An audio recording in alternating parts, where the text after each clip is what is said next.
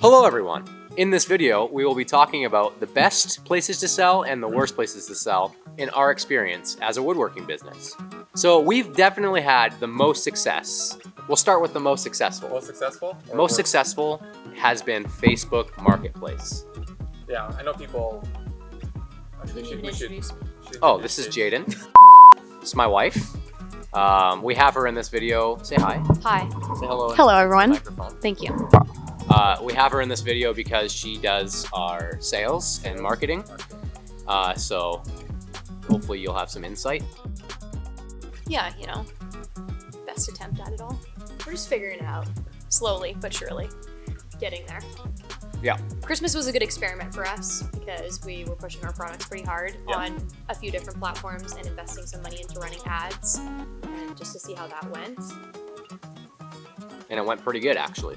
Yeah, on Facebook it went really well. That's where we made most of our sales for the month of December.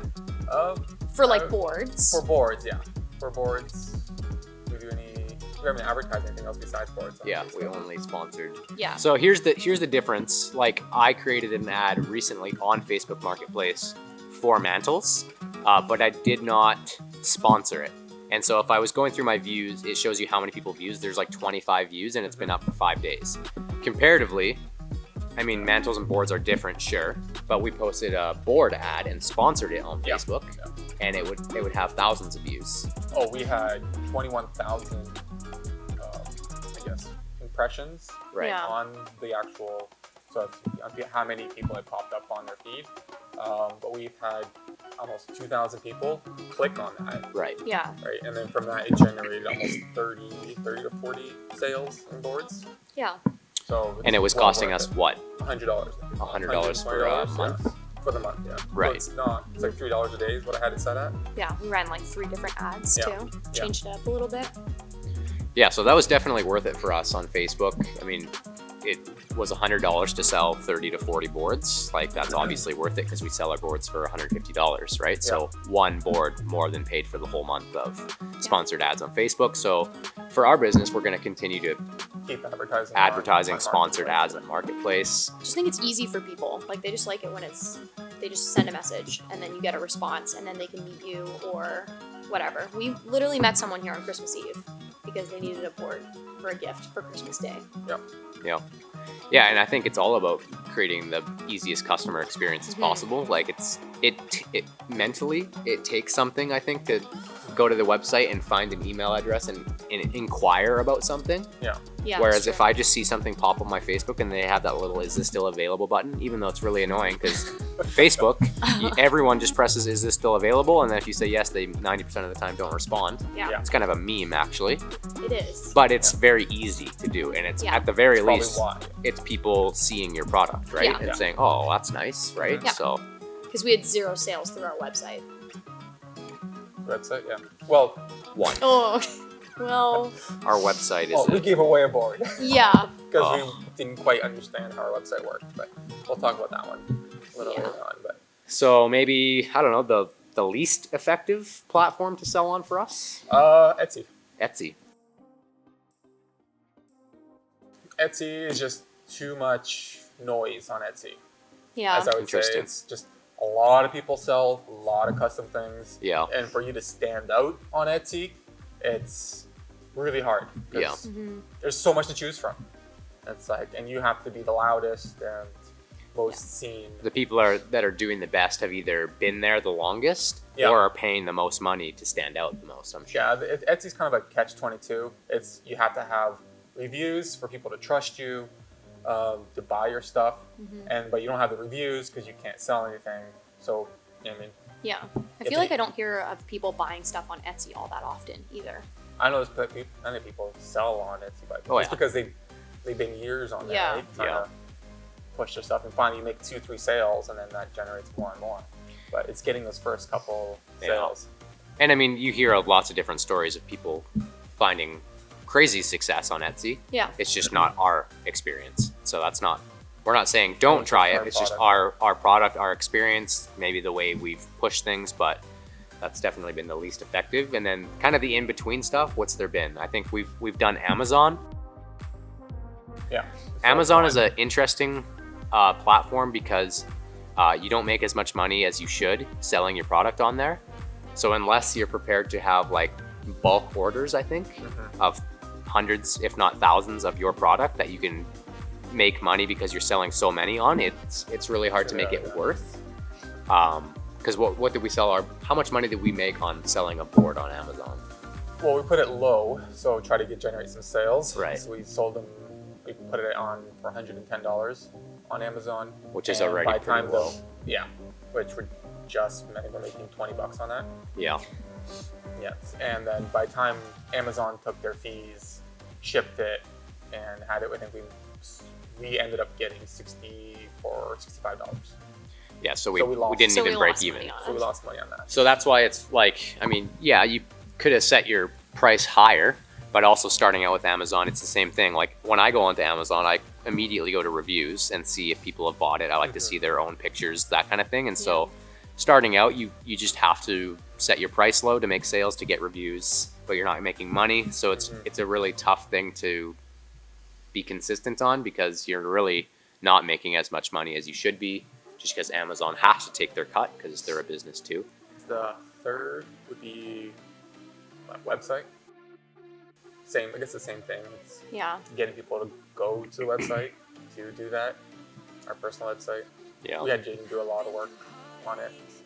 It's hard to make it's hard to make websites something that people want to click on too. Like there's so much research that you can do behind what people like to look at, or how simple it needs to be, or how much information there needs to be on there, like less words, more words. So you can go so many different ways with it. I feel like it's website's one of those things that you have to have though as a business. Like if you don't have a website, I find you aren't taken seriously.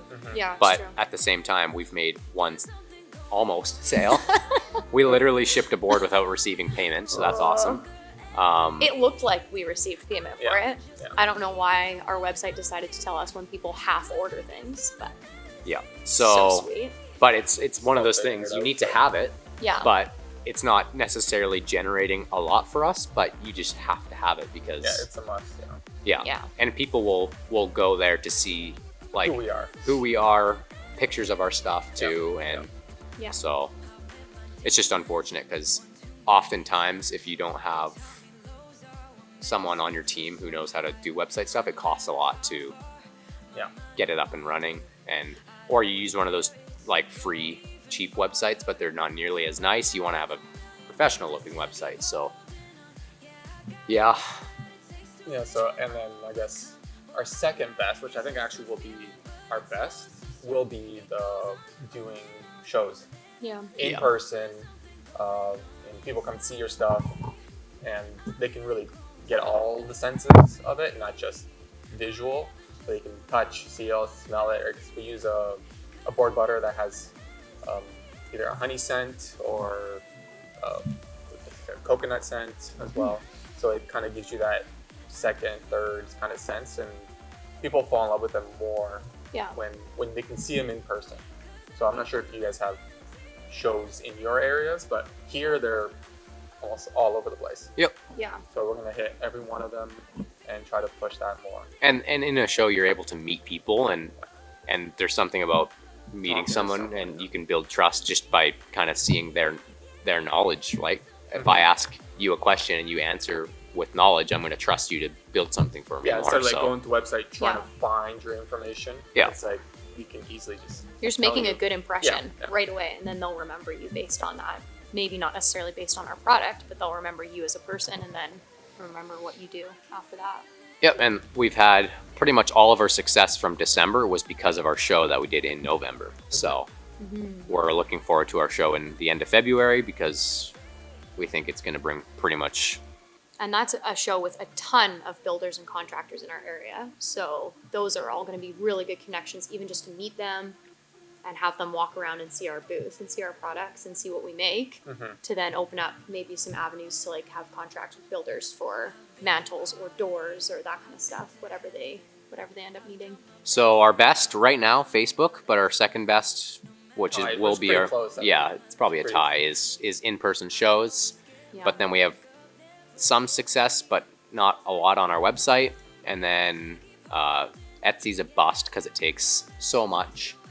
And Amazon's kind of the same. It takes so much to get yourself to the point of making money that it's maybe not worth it, at least for us at this point. Well, it's earning that trust, right? That's the hard part, is earning your trust from your clients. That's the hardest part. Yeah, so hopefully you found that helpful in some degree, and let us know what you find most successful, because I mean everyone has different comment down below, let us know. Stories and different success paths, so willing to try.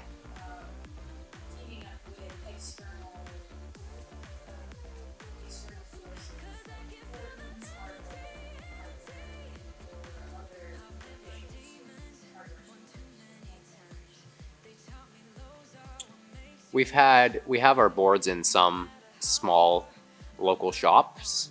That's true. Actually, just one local shop right now, and it's nice for exposure because the store, especially that we're in, is in like a nice spot of town, and people walk in and kind of immediately see our product. The unfortunate thing about being in stores, though, is which is fair. Owners usually require a 50-50 or a 60-40 split for commission. And so, again, if you're a custom product or a high-end product, it's hard to break even when you're doing a 60-40 or a 50-50 split. It's mainly just a way to invest in getting your product out there and getting your product seen. You can't really rely on making money from being in stores like that. So we can consider doing that more, but it's one of those things, like it's just gonna get our name out there and might lead to more sales instead of making us immediate cash. So there's our top 5? Maybe 6, something like that. Or only 5? I don't know what we said. That's what we're doing right now to try to make money. So that's what we're doing. All right. So hopefully that was helpful. Hopefully that was helpful to you. If you have any ideas, let us know.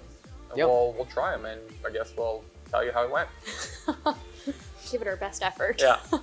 All right. Goodbye.